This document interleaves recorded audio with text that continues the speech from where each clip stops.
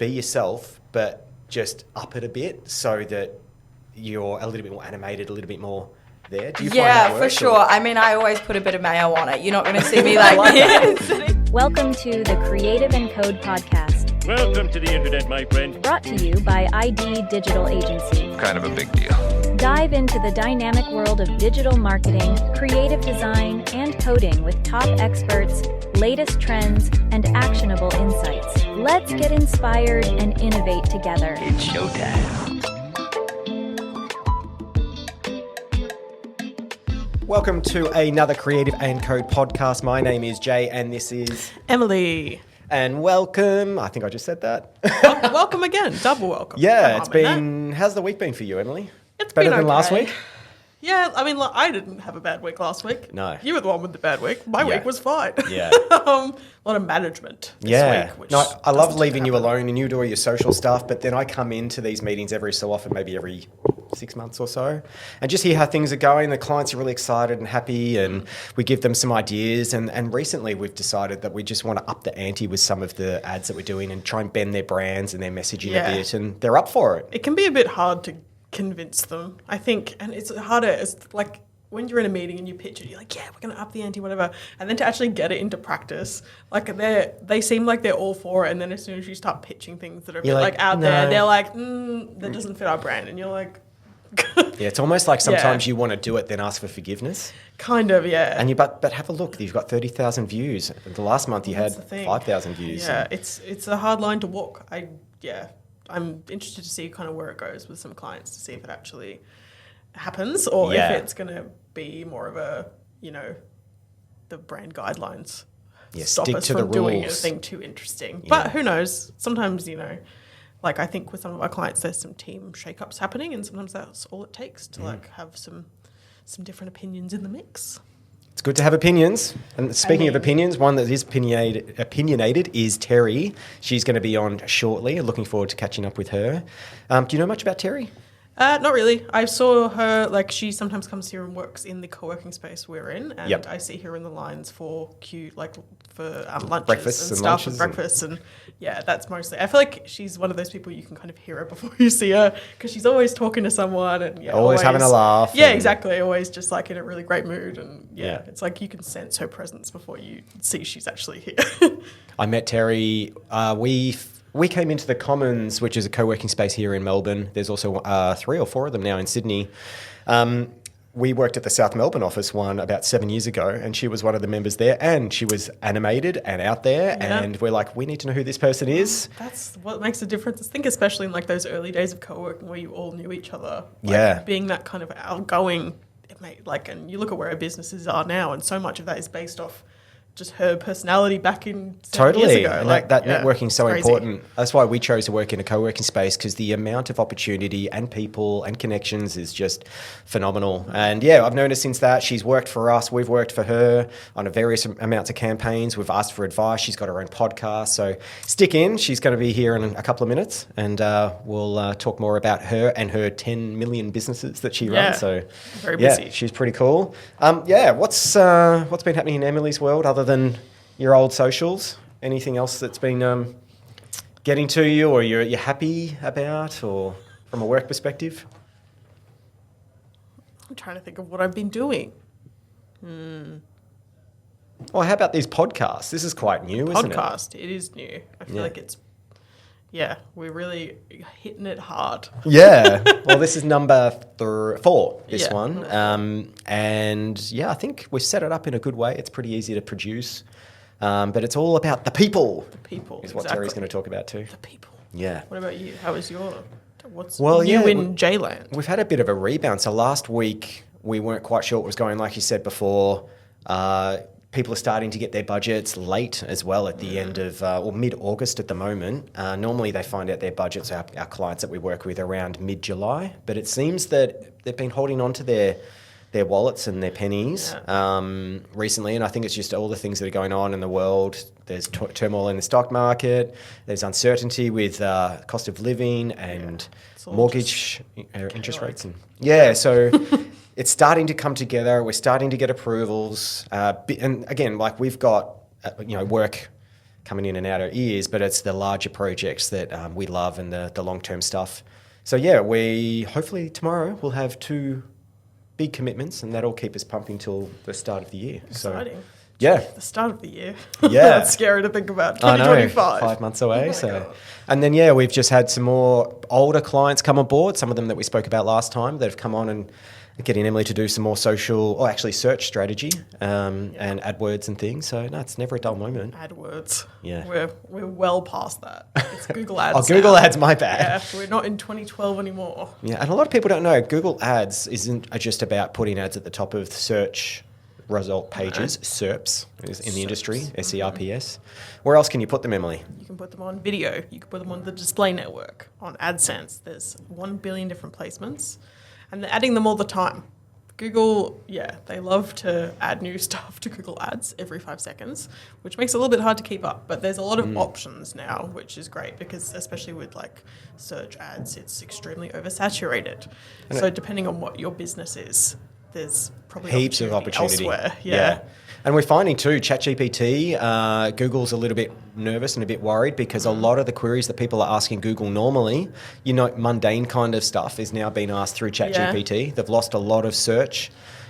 Used to be 2 billion searches per hour, I think it was. Yeah. I'm not sure what it is now, but we'll look it up and talk about realistically, Google's getting much worse. I think they're blaming ChatGPT, but it's also just itself is terrible. Like, it just isn't giving you what you want. I'm having to add Reddit to the end of every search. Oh, really? To like find any information from a human being that's not like, generated rubbish. Like, I feel like even just the quality of what's appearing for search terms is quite poor. It's almost like ChatGPT has allowed people to then generate content that they think will have a better search engine ranking on Google, and it's kind of doing it, but then the Google search results are actually not displaying the best search result for what people are looking for now. And then it's pushing people back to ChatGPT. So maybe this is all a conspiracy by OpenAI. It could be, yeah. Maybe it's an informal way of bringing down Google. Who knows? I mean, it wouldn't surprise me. A lot of things that I feel like I would go to Google if I'm having like some problem with Illustrator or something,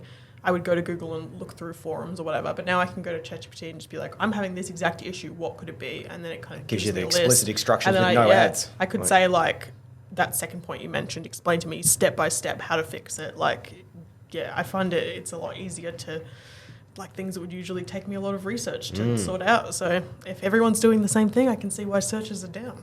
Anyway. Totally. And up in an upcoming episode too, we're going to actually interview ChatGPT. Oh, I haven't even told you that, but we're going to have ChatGPT 4.0 that we'll interview and see what it says about being on a podcast. Yeah. I think that'd be really interesting. So, guess we'll see. Yeah.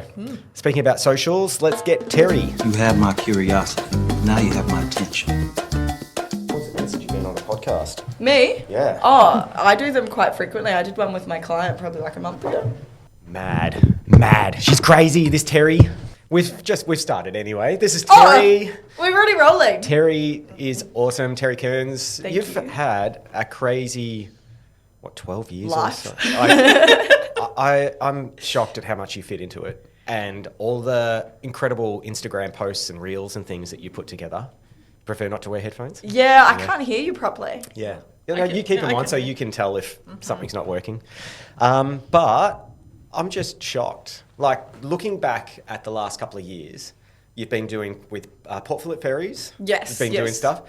You've had some of your reels go viral with Snoop Dogg. We won't touch on that one. You've been boxing and been in competition as well. You've been going around with some of the guys here like Cash and doing all their breakdancing kind of reels and things like that. You've brought out a sleeping nose thing as well. Mouth tape. Yep, that. Well, so you breathe through your nose. Yes. And you're running your own social media business. It's just nuts. Podcast. So I've been busy. Tell us what it's like to be in here in your brain. Oh, God, you really want to know? No, I think over the last few years especially, and especially the last 6 months, I've been doing a lot of personal mindset work, which has really helped me kind of break down things from, I think when your personal life is really good, you can make your business even better. Yeah. You can kind of mask everything, but if you've got that under control, you can manage your businesses a lot better, especially if you've got a lot going on like I do. But yeah, I mean, when I first started my business, it wasn't purely out of, oh, I really want to start my own business. I was kind of actually forced to start my own business when I was made redundant. So that's how my journey started. Was this the Crown location or whatever? No, I was working for Fairfax Media, and we got Right. brought out by Channel 9. So we essentially all got made redundant, apart from I think 2 people kept their jobs. Goodness. And what were you doing at Fairfax? I was the digital marketing manager for the events sector. So we did a lot of sporting events. So for example, Tough Mudder, 2 Times You Try series, Nice. Great Ocean Road Race, anything like that, mainly based in Victoria, but we did some stuff in New Zealand and around Australia as well. And yeah, I could imagine, when was that, 10 years ago or something like that, roughly? Things have probably changed a lot about how you do social posts back then. Oh, well, to I was, now. before I came here, I was actually thinking about how I got into social media. And this makes me sound really old. But when I was out of uni and I had to do my end thesis to finish my degree, I was working I had to do an internship. And you had to have a research question. Right. So I kind of introduced all of the social media accounts to Forsyth Bar Stadium, which at the time was the only covered stadium in the Southern Hemisphere.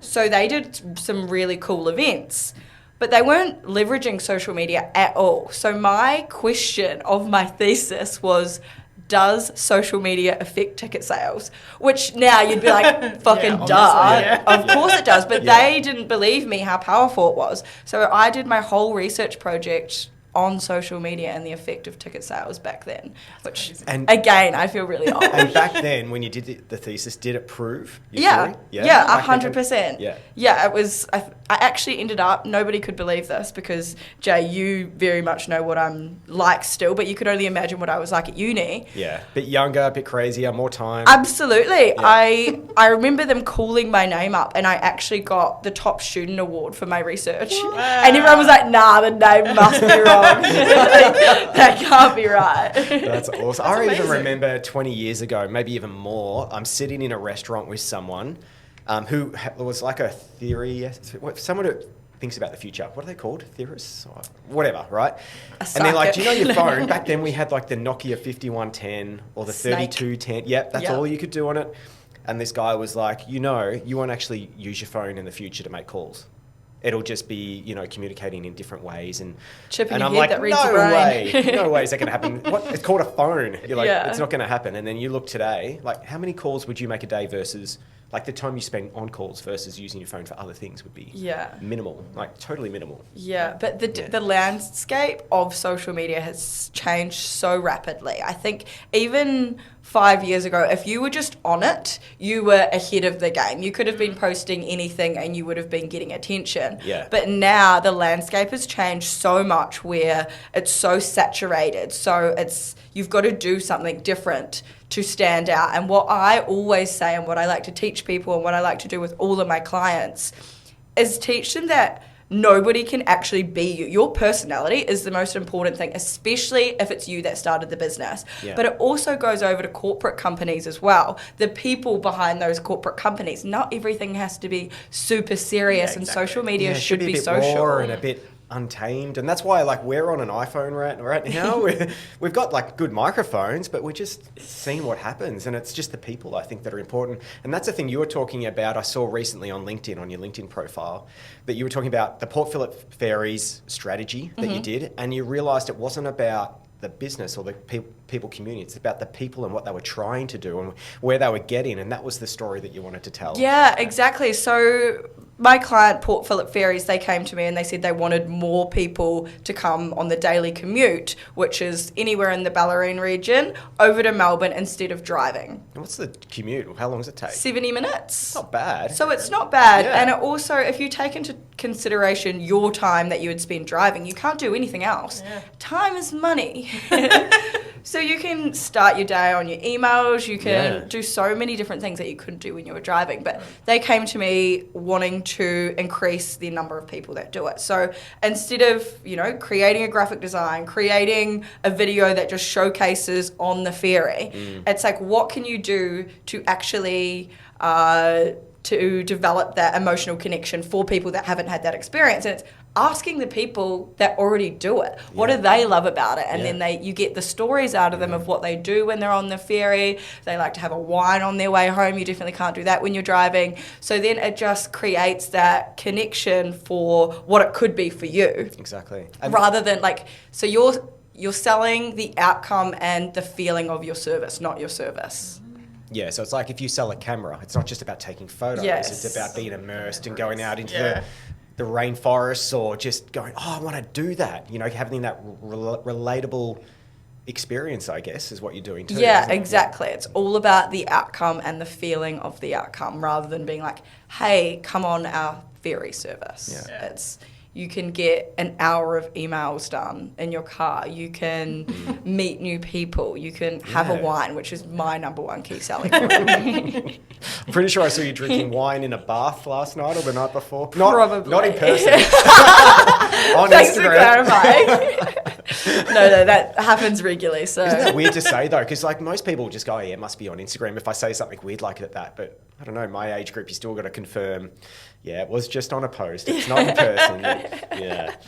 That's crazy. Yeah. How did you build up, with this ferry service? How do you build up your client base? How do you, I have always been a good networker, I guess. I love talking to people, and I think people get it wrong that you think, so many people oh my God, you're so confident, or something like that, which I've kind of had those comments towards me my whole life. But I'm actually not really. There's so many times where I'm uncomfortable, but I just do it because I'm visualizing the outcome or the opportunities. It might end up being nothing, but it might end up being the best thing in the world. Exactly, It's almost like your coping strategy is Yeah. actually really beneficial. You're like, I'm worried, but I'll do this crazy thing. And then it's on camera and you use it and off you go. So, Exactly. I just think there's opportunities everywhere. Even if I'm in a prime example, because this happened in the last 2 weeks, I'm sitting in a cafe working and there's somebody else kind of next to me. Spark up a conversation. What's the worst that's going to happen? Them not want to talk to you? Okay, cool. You move on with your day. Yeah, exactly. But now I'm doing work for this person that I met in a cafe a couple of weeks ago. Isn't that phenomenal? I find that too. If you go and network and you meet two people, one of those people will be interested in what you do, so long as you obviously have a good rapport and all that. But it's crazy. The more you talk. Yeah, well, it's even, so how I got Port Phillip Ferries, for example, is my old boss from Fairfax is now the marketing manager No way. of Port Phillip Ferries. There So we it's kind of go. like a full circle moment of making sure you don't burn any bridges, Yes. you're always doing good work with no matter what you do, then things always kind of end up circling back or come back to you in some way, shape or form. I think the thing I love about you, Teri, too, is that nothing's too hard, nothing's too challenging. We've been using graffiti remover on posters and we've done, sitting out on a deck with drones coming at our faces. It's all We've good. done some weird things. Yeah. But always going, thinking outside of the box, doing things a bit different, showcasing personalities behind Yeah. businesses. I think that's so key to standing out in the overly saturated You can definitely market. pick as well when, influencers aren't genuine. Yes. They're doing too much, and you see the influencers in the wild Instagram accounts and things like that are showing these people that it just doesn't seem real. But that's what, one of the key things that I do with some of my clients, and especially if they're trying to showcase their personality more, but they're not comfortable in front of the camera, which so many people aren't, and that's totally fine. But what I do with those kind of people is we will just film for ages. We'll just keep filming. We might end up with 40 minutes of content, but then from there we can edit it right down, and then you've got those really natural organic moments that come from that constant filming, and then it's still super authentic, but that comes across because people see straight through it these days. It's so easy to see when somebody is being inauthentic so easily. So right now, what have you got going on? And I know that's your podcast name as well, but Fair bit to killing it. if you, like, I can imagine you've got probably 12 things that are going on right now. Name a couple of them. Yeah. Well, I have been completely changing my business model lately. So that has been taking up a lot of time. I've still got my main clients that I work with, but what I've found I'm really passionate about is helping people do it themselves, so more of a coaching side of things. So I'm going to be releasing like courses of how to show up, how to show your personality on social media, how to edit these videos, all of these kind of things.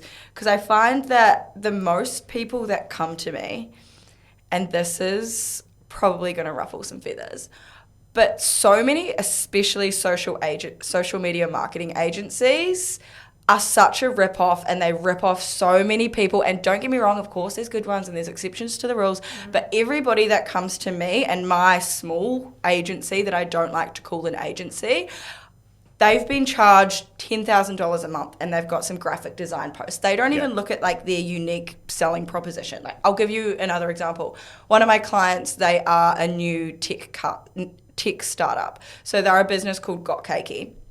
And they essentially connect bakers with buyers. So the Uber Eats of cakes, and you can get them fully customized. You put something out in the app, and then it feeds it out to local bakers in your area, and the bakers put in offers. You can see their work and things like that. This business, it was the idea of a 14-year-old kid.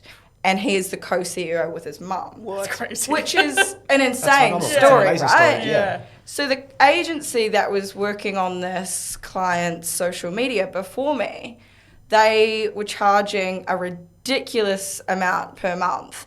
And not once did they tell this story, go into that. Like, I was shocked. But that's a prime example of how these agencies, they create these amazing graphic designs, cool motion graphics, and these things that do take a lot of time. But very few people are showcasing the personalities behind the brand. And that is what I am an expert in, is making sure that you're showcasing these personalities and telling these stories. There's so many stories to tell, rather than just look at this cool design I made of these cakes moving and somebody picking it up. Like, that's not going to make me want to engage. It's so good that then someone can come to you and be probably half the cost. Yeah. You don't have all the overheads and things like that, and get a real person that's going to create real content that's going to work. And I've seen a lot of your stuff's gone crazy, millions of views. And and even we did a campaign for a cleaning company, let's call it that. And the first one that you did, within 5 days, had 40,000 views. Yeah. And it was because we weren't looking at the product. We created a video in my house, and you were just being crazy and showing this off and spraying, and you had a good attitude, and people shared it. Yeah, exactly. And ultimately, you are selling a product, but people will watch if there's something that's relatable or exciting or... Yeah, just like the real kind of people behind it, rather than like... I fully agree that you should have a rough kind of script, but I think so much of the absolute gold content comes when you're like riffing off the cuff what happens on their day. You should have key messages that you're following, that you're getting across within your video and your plan. But I think the best stuff comes randomly. For sure. Absolutely. I mean, even I used to do a lot of videos, especially on this channel, if you're watching on YouTube, where I would be going through abandoned buildings, and I'm just doing, it's just real. You see exactly what my reactions are and all that kind of stuff, and people liked it. But one thing you might not know, I don't drink caffeine because I get anxiety attacks. And on one morning, as I'm going through an abandoned building, someone handed me a Red Bull. I downed it, and I was shaking, and I was like more into it. And that's the moment that people started to say, wow, you're really energetic and you're a bit different, but it was good. Yeah. So I'm not sure if you find, be yourself, but just up it a bit so that you're a little bit more animated, a little bit more there. Do you find that works? For sure. I mean, I always put a bit of mayo on it. You're not going to see me like you're going to see me, well, maybe, but you're not going to see me sitting around with my friends on a Sunday morning, like with this hectic, like sometimes, but you're not going to see this hectic energy 24/7. Yeah. That's just, you can't be like that. Do you do a Barbie where you're smiling all day and you get home and you're like... Sometimes it's so draining, like especially if I've got a big day of filming when I'm actually the one on the other side of the camera, not filming. It's definitely takes a lot of energy. Yeah. But it's fun. I love doing it. Well, that's what you want in a career, I guess. Yeah. How do you come up with your ideas for videos like this then? Like the one that had 40,000 views and other ones that have gone viral. What's your creative process? I love to look at, if it's for my own personal, it's a lot different. But if I'm doing it for a business and a company, I think the key thing is looking at the problem that they solve. So I like to call it problem, solution, relation. So what problem are you solving? How are you solving that problem? And then how do you make it relatable? So, for example, my friend has a hair studio, and she would always, like, everybody that has a hairdressing business, you know, you post before and after photos. That's the problem that you're solving. You're fixing hair. You're making it beautiful. What sucks about that? You don't see their face. It's always the back of their Yeah. head. Yeah. So it's like, okay, how do you make this more relatable? How, like, you think of the times where you've had a hair emergency, or you've really needed your hair done, or, you know, a bad hair day. Those are the relatable things that then you can circle back to how it solves their problem. So we just did this little skit, and I came like running in, which is the hook. If you scrolling your feed and you see someone like doing something ridiculous, like that instantly captures your attention. So there's different types of hooks that you can use. It can be a visual, it can be something that you say. This one was a visual because it was me running and being a bit silly. And I come running and I'm like, it's an emergency, and I've got all this regrowth. Then I added like a couple of random transitions in it, and then my hair, what did I say? I said, I've got a date tonight and my hair looks like this. And then all of a sudden she spins me around in the chair, and that was the transition to my hair being fixed.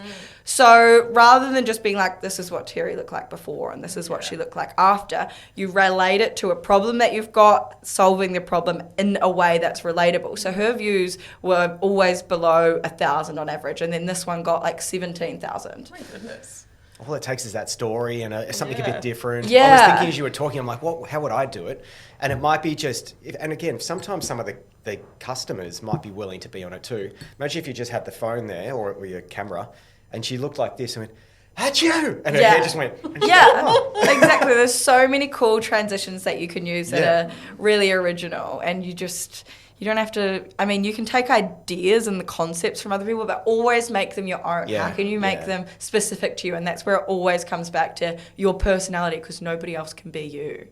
How do you, okay, so what I've known with a lot of your clients too, and all your videos, is that you are never shy of being in front of the camera. Do you find that people are finding you through your previous work on TikTok or Instagram or whatever and going, who is this? And these days they can take a screenshot, upload it into Google Images, and they'll find you, like using AI. Have you seen this? I've seen that. I think how it usually, funny you say that. I got a call 2 days ago. There was this guy that owns an events company, and he wants to start like using video content. And he's like, it was when you were talking about, I seen your post on LinkedIn, which I didn't know him at all, so it just came up on his LinkedIn, about showcasing your personalities and how you get from what, and especially in the events industry, like everybody shows the outcome of an event, right? And this is amazing. But it's like, how did you get to that point? Like, what goes on behind the scenes? Yeah. I think that's the really, if I was working for an events company, that would be the really cool behind the scenes stuff, because so much goes into an event, so many personalities, so many different people behind the scenes. There's so much that you don't see, and I haven't personally seen any other events company do that apart from the outcome of the event. So I was like, that would be a really cool way to showcase what actually goes into an event, and then you can show your people, your personalities as well, and then tell the entire story of how you got there. And that helps as well understand that events are expensive, especially weddings or whatever. As soon as you say wedding, it's double the price. But there's a reason for that. My wife works in events too. And she's explained to me that there is so much that goes into it, all the intricacies and the planning, the bumping in and the time and the transport. And it's just crazy. Just an end photo doesn't tell you that story. Exactly. People rock up and have the wedding and leave, but you know, all this stuff's there. And so getting back to it, so you got contacted from a LinkedIn post. Yeah. And do you know how he found you? Like he might have. He found me through LinkedIn. Yeah. Because I was talking about personality marketing, and I was talking about the think it was the post I did for Port Phillip Ferries, how I was interviewing people. So the person that owns Port Phillip Ferries also owns the Port Arlington Grand Hotel. Oh, cool. Yep. So they've got, obviously Port Arlington's very small, it obviously goes out into a bit of a wider in the Bellarine region, but they are promoting their new happy hour. They want more locals that might not be from Port Arlington. Yeah, more frequent customers. To change it up. So again, I was like, well, how do we make that more relatable? I went around and I was interviewing like all the locals about what they love about the new happy hour, about the live music. And then when you have that voiceover content, you can kind of overlay it with like what's actually happening, but it's a real person, a real voice, a real experience about what they love. And it's almost like you're doing research at the same time. Yeah. You go back to them and say they want to have like an area where the kids can play so they can drink their beers and not be interrupted, or, you know, they want live music and this type of music, or and that's gold as well. So you're kind of doing two jobs at the one time. Yeah, well, I really want to get into more stuff behind the mic. Like I think that's where I really thrive. I would love to be hired for like events and emceeing and things like that. I love when you run around, you've got your little mic and it's probably connected to your phone Yeah. and you're like getting in everyone's faces. I'm force people. Like, you're not getting away from me. No, that's what I really want to get back into. I've reached out to a few like fight promoters, so I'd love to interview the fighters and stuff after their fights, because Next Joe Rogan. yeah. I can see that happening. Yeah. So do you find most people that are contacting you through socials and things that you've done do want you in front of camera and do everything, or are you finding, or do you what are you passionate about? The back of A little bit. It depends on the client. I guess everybody's different. And I think especially so from that cake example that I gave before, that's not about me at all. So I'm not a part of that story. Yeah. It's about... that 14-year-old. Yeah. This inspirational kind of Exactly. story. So I got him. So they're about to launch in the UK as well. Mm-hmm. So as like a bit of a guerrilla marketing campaign, we were searching for Australia's best baker and we're going to bring them to the UK with us. So we got him on a megaphone in a shopping centre, because when you're 14 you can get away with this kind of stuff as well. So we really need to milk that for as long as we can before he's a bit older. So he was like standing up on tables with the megaphone, like, I'm looking for Australia's best baker. And then like security came. It was, no way. Yeah. So That's he got like content, taken away by security. It was They thought viral something was gold. wrong with him, probably. Yeah, but you had a bunch of cameras and people there, and Exactly. were you getting the reactions of everyone around him, just going? Absolutely. But everybody loved it. Everybody loved it. And that's the thing, you just have to break through your comfortable, what's it called? Your comfort comfort zone. Yeah. Maybe that's what, a good business there is like comfort zone. Yeah. Like breakthrough or... Absolutely. And that's probably what you were saying before, is like educating people how to do social and, you know, not being nervous in front of camera, or just being... That's the hardest thing I've had to learn, is walking down a busy street, talking to yourself on a camera. I know you do it a lot. Yeah. But just going, you're never going to see these people again. Well, that's what I like to think as well. It's like, are you...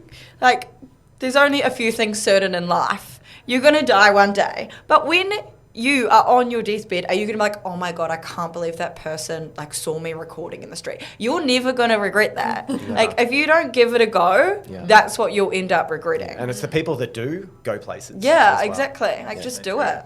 Yeah. That's amazing. So how did you go from this kind of social media background and everything to then starting your own e-commerce business with... Yeah, what made you know that, hey, Melting? this is... That's what it is. Well, actually, it circles back to when I was fighting. So when I was fighting, I would always be like, anybody can train for 4 hours a day. How can I be better than those people that are doing the same thing as me? Like, everybody's training hard. You're about to fight. You could get your head punched in. So everybody's training. You don't want to lose that fight. So I went down a rabbit hole of different ways that I could improve my cardio. And one of those ways I found was nasal breathing. And that's where I got introduced to Wim Hof, different breathing methods. So what I did was I found out about mouth taping, and I used strapping tape to tape my mouth every night. So I would keep a training journal and breathwork journal. So every morning, the only things that had changed was I would do the Wim Hof breathwork in the morning, which was about 3 to 5 minutes, depending on how long you could hold your breath for. And I would tape my mouth. That's the only thing I changed. Within 3 weeks, I could hold my breath underwater from, it was just over a minute first to over 2 minutes in 3 weeks. My sprint times, I think my 100-meter sprint decreased by almost 3 seconds. My cardio, I just felt like I could keep going and going and going. I'm like, it's been 3 weeks. This is insane. So what's it do? Is it's breathing techniques through your nose? Is that when you tape your mouth? Because if you think when you're sleeping, like you can automatically just kind of go, like your mouth's going to open. Yeah. So then you're automatically not going to be breathing through your nose. But when you breathe through your nose, it's really interesting because it's like a lost science in European countries. So many other places like Japan, Korea, various other places of the world, they'll actually, when their babies are born, they won't tape them, but they'll always gently close their baby's mouth so they start to breathe through their nose. Because if they don't do that, they know that it can actually cause malocclusion through your mouth, which causes crooked teeth. It can cause breathing problems. Like breathing through your nose is so good for you. It changes the way that your the oxygen goes to your muscles, to your heart, to everywhere. It's basically your nose works as a filter. So basically, like if you've got your mouth shut, your body then realizes that that's not a source of air anymore, and will adjust mucus or whatever's in there just to keep it open and keep you breathing. 100%. That's crazy. That's awesome. Yeah, you can also get the if you've got nasal breathing issues, which so many people do, like snoring as well. Snoring as well. It can help stop snoring. And mild sleep apnea, it can help as well.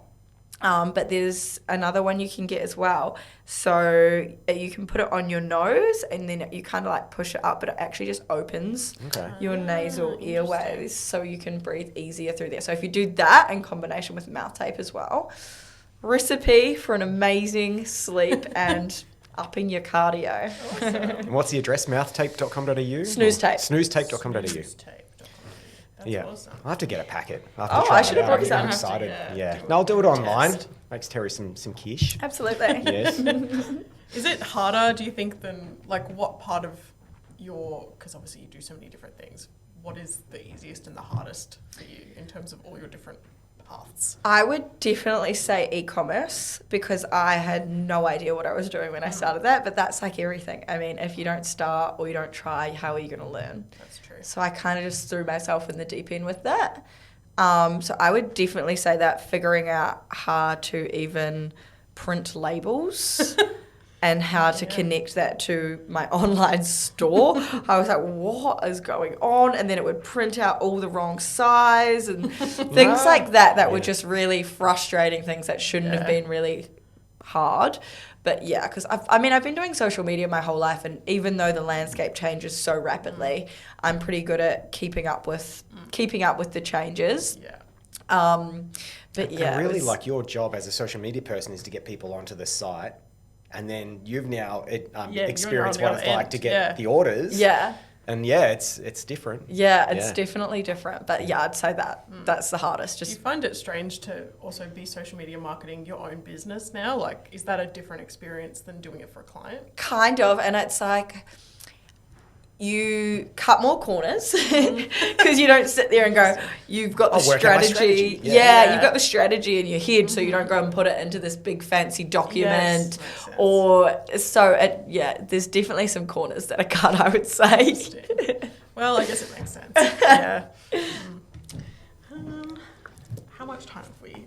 I don't know. It's been a while. It's been good. I talk. So what's that say there? 32 minutes. Do you want to do speed round? Or we'll do speed round. But I think I'm just interested in how, when you wake up in the morning, how do you know what you're going to focus on during the day? Do you set yourself like a checklist in your your notes app, or what's your plan per day? I like to do that. I'll do a hectic version on Sunday.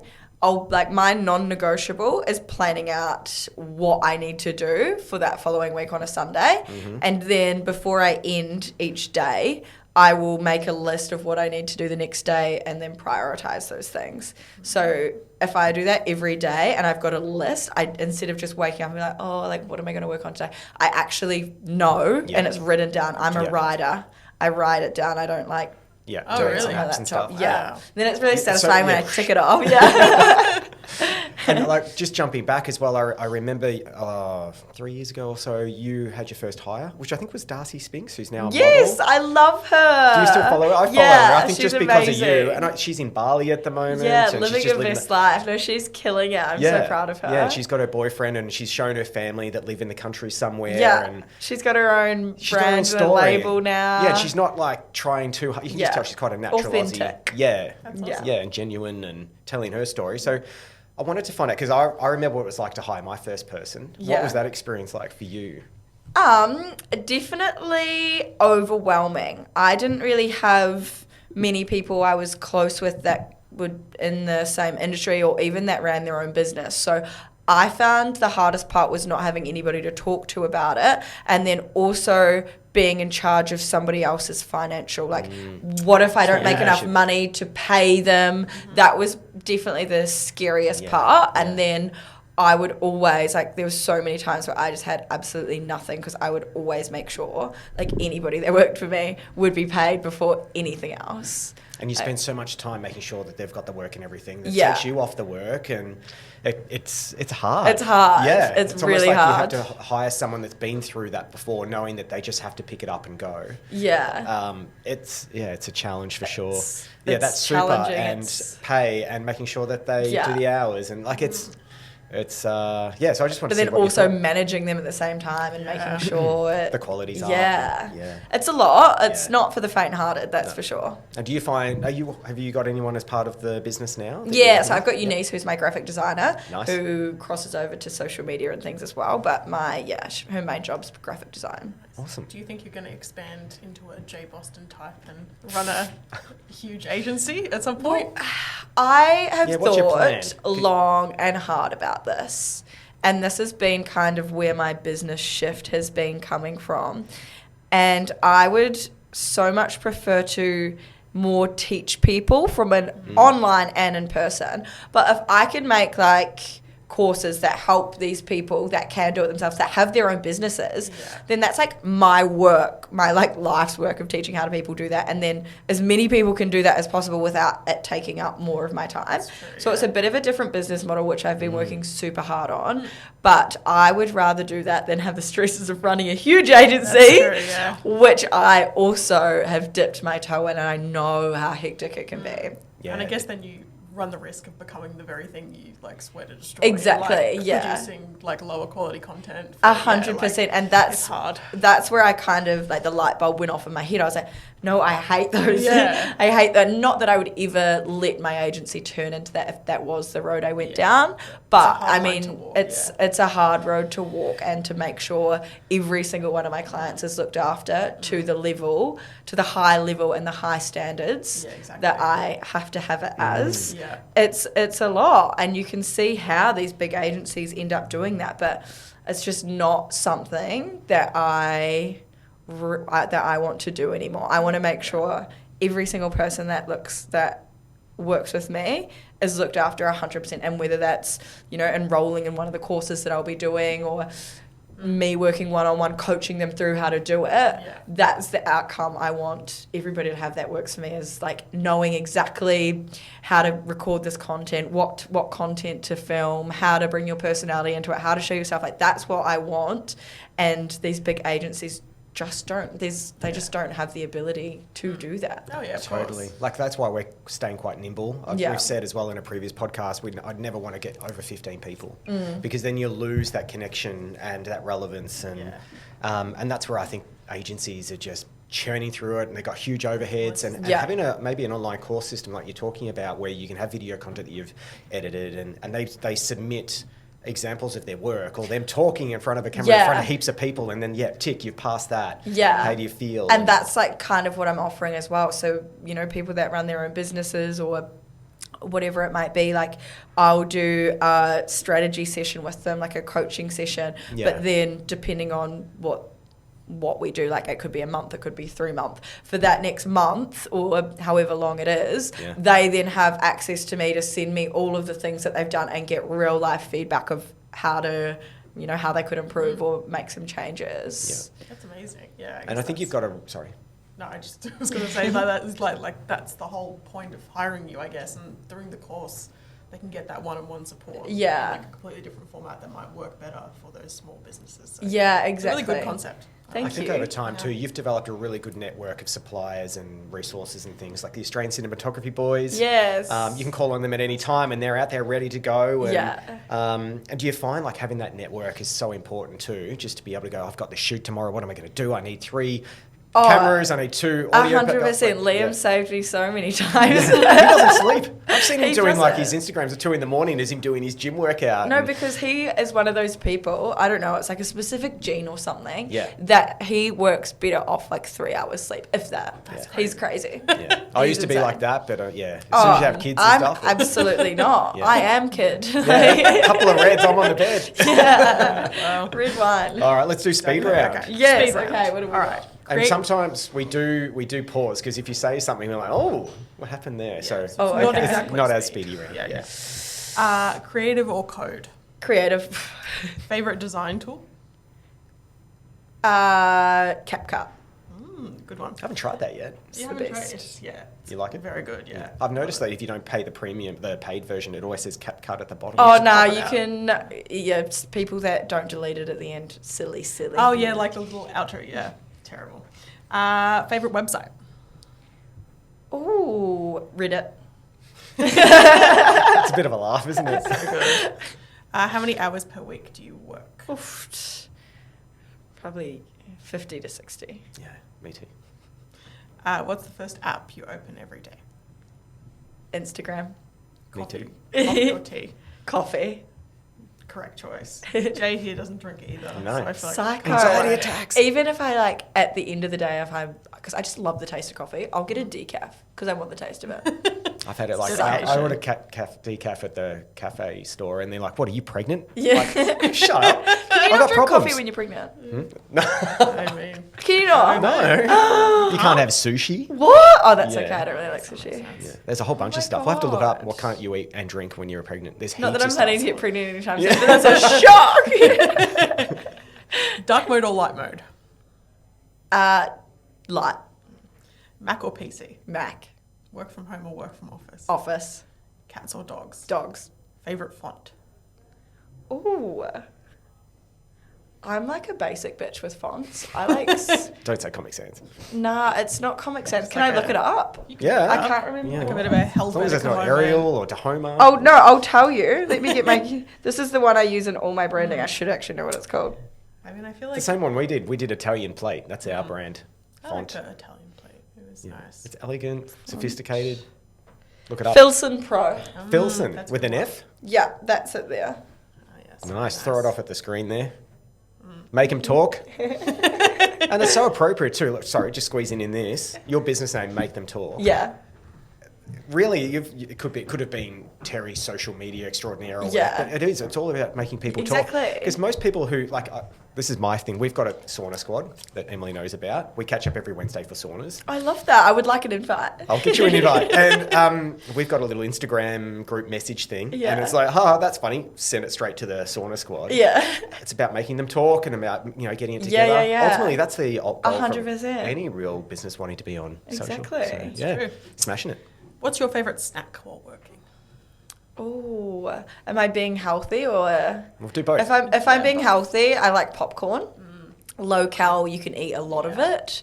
If I'm being not healthy, anything with chocolate. Nice. If you were going to choose a chocolate, like a Cadbury flavour, what would it be? Honestly, I would prefer Aldi chocolate over Cadbury. So I think I saw a post about that. And it's Lindt chocolate. It's the a one- conspiracy theory. I think Aldi chocolate is actually Lindt. Just rebadge. 100%. Have to find out. I'm gonna If do anyone it. I'm knows. gonna do a deep dive, and I'm Yeah. gonna prove it. Yeah, I'm curious. Pineapple on pizza. Yes, absolutely yes. Good. Nice. So far, everyone said yes. Yeah, I think maybe it's. If you don't like pineapple on pizza, grow up. Exactly. I think the problem is like Australians and New Zealanders like that, whereas I think Yeah. if we interviewed some other members of the team from elsewhere in the world, they would be less forthcoming to that. Yeah. Summer or winter? Summer, City or country? city, but also got to get to the country every now and Same then. thing. Like, We are so similar. Our got answers. to. I Yeah. love getting out of the city and just Switching off. yeah. Yeah. I know you do a couple of Airbnbs every Yeah. so often and just escape. 100% it has to be done. Yeah. Final question. Would you rather time travel into the past or into the future? Future. Oh. Yeah, see, I did the same thing. Everyone's like, oh, yeah, oh, hang on. Wait a Yeah. And I want to find out Oh. why. I would love to know, like, certain things, like, where did MH370 go? You know, like... Oh, the I'm Malaysia like, flight. I'm like, what know, is that a Star Wars reference? Or? But yeah, There's certain MH370. things from history that I would really like to know. So, I don't know, can I go to multiple places from the past? Right, so you're more about finding the truth. Yeah, like finding out some things. good conspiracy. Yeah, I love a good conspiracy theory. Whereas I'd love to, maybe not permanently, but go 50 years back and live without devices. And also, if you see the future, it could be really messed up. Yeah. And then you've got to go back go to back reality and being like, like, fuck, that's not, right. yeah. I'd rather not know. That's a good point. That's it. That's End of it. Speed round. Yeah, that let's was mention some of fun. your businesses. So there's the Snooze Tape, Snooze Tape, Make Them Talk. Make Them Talk. Your podcast. My new coaching brand, which is all just under my own name and my own personal brand, which Teri is Kearns. Teri Kearns. Nice. Yeah, and then what's the podcast? Yeah. Oh, Fair bit going on. Fair bit going Fair on. bit It's going on. all. I'm not doing that at the moment, but I might bring it back. So Nice. Because even that has Like, some share, contention. subscribe. You have one person, I think, that really got up. You got to have got underneath her. What's it called? You made her cringe and everything. I remember it a long time ago. Like there was someone. We'll cut this out, but there was someone that. She was really angry at you. Oh for yeah, something. that somebody started like stalking my clients and calling people because I Yeah, did. and tell I them was that very Teri's a like horrible person. I was very unbiased. So for example, I got a COVID conspiracy theorist on, but then following up by that, I got a scientist on to talk about the other side of it. Yeah. So I'm very like unbiased. But since I did the COVID conspiracy one, I had people like calling clients being like, she goes out in the middle of COVID and she's a super spreader or whatever, saying that I'm breaking all the laws and stuff, which I probably was. But like, relax.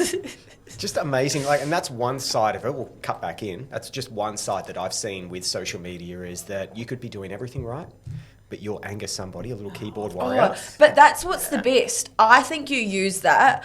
I love when I get hate messages. I thrive on them because if you're doing something that encourages people to hate on you, it just reflects on them. Nobody that's doing really good in business or in life is going to project onto you to be upset with you. So when you're doing that, you're doing something right. If you get hate messages, you're doing something right because there's they're nothing wrong. upset that they're not where you're at. There's nothing wrong with a business or a brand or a person having an opinion. Yeah. And that's only my opinion. If you don't like it, that's your problem. Yeah. But the people that come and attack you, I think you just got to take a chill pill with that. And yeah, if you are going to respond to it socially, then 100%. go for it. Create some more content around Yeah. it. Yeah, exactly. What an opportunity there. I love it. Well, thanks for coming on the podcast. Thanks so for much. having me, guys. That's amazing. That was fun. Thanks for tuning in to the Creative and Code podcast. That's all, folks. We hope you enjoyed this episode and found it as inspiring and entertaining as we did. Remember, there are plenty more episodes to explore, so make sure you keep listening for more creative insights and coding tips. A big shout out to our amazing sponsors and the team at ID Digital Agency for making this podcast possible. Got a story to share or want to be a guest on our show? We'd love to hear from you. Send us a 2-minute or less audio clip to creativeandcode@iddigital.com.au. Suggestions, ideas, or just want to say hi, we're all ears. Thanks again for listening. Until next time, stay creative and keep coding.